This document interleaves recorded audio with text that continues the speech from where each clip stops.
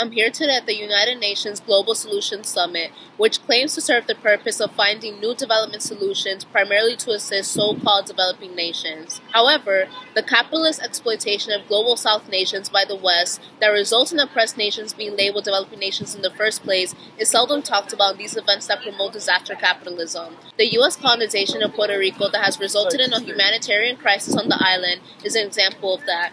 The U.S. has militarily occupied Puerto Rico ever since July 25, 1898, after centuries of the island having been colonized and ravaged by the Spanish crown. This colonial control of the island has stripped Puerto Ricans of their self-determination and autonomy over their country, has destroyed their economy for the profit of the U.S. Colonial Control Board, has resulted in cultural genocide, especially in rural areas of the island, forced assimilation into mainstream U.S. culture, and more. The U.S. Navy dropped bombs on Vieques for over 60 consecutive years. The U.S. Navy also dropped toxic chemicals such as depleted uranium and Agent Orange on the region, leading to the region having some of the highest sickness rates in the Caribbean, as well as a cancer rate that is 27% higher in comparison to the rest of Puerto Rico. The Puerto Rico Oversight Management and Economic Stability Act, also known as PROMESA, is the epitome of the colonial reality of the Puerto Rican people. This act is a so-called Puerto Rican Rescue Law, which was signed by President Obama on June 30, 2016, and required creditor lawsuits against Puerto Rico to be placed on hold. Meanwhile, the federally appointed Oversight Board approaches the debt crisis in the island. The freezing of the lawsuits will supposedly permit the Oversight Board to fulfill its role of managing the fiscal turnaround plan, as well as contemplating debt restructuring of the nation with creditors. Although PROMESA is meant to be a rescue law in the debt crisis of the island, in reality it reinforces and strengthens U.S. colonial control over Puerto Rico and has worsened economic matters for many inhabitants of the nation.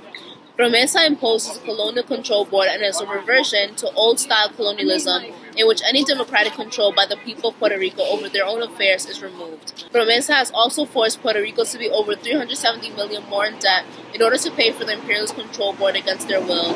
These burdens are further intensified given the aftermath of Hurricanes Irma and Maria, which recent studies show have claimed over 4,645 lives. The Jones Act, also known as the Merchant Marine Act, was passed in 1920, and it's a law that requires goods ships within the U.S. and its colonies to be carried on vessels operated and built in the U.S. Despite this act having been passed supposedly to support the domestic maritime industry, this act also poses higher costs for shipped goods in Alaska and the U.S. colonies of Puerto Rico, Hawaii, and Guam. This act makes it difficult for disaster-stricken Puerto Ricans to obtain the help they need, seeing that the hurricanes have left them with a lack of access to clean water, lack of electricity, food and other necessities, and the Trump administration has declined to renew its temporary waiver of the Jones Act so that Puerto Rico can have wider access to the supplies they need. Capitalism prioritizes money and corporate profit over the lives of the vulnerable. Capitalism is also intrinsically tied to colonialism and imperialism, and is reliant on these two in order to exist.